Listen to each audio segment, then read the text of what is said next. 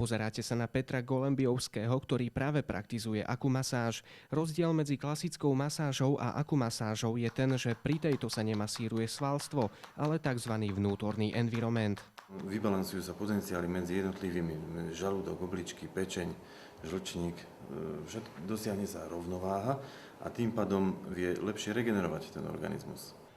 Výsledkom je uvoľnenie organizmu a dokonalý relax. Ak sú stresované cievy, krásne dilatujú, čiže u hypertonikov klesá tlak, v niektorých prípadoch ide systolický tlak aj o 30 mm dole.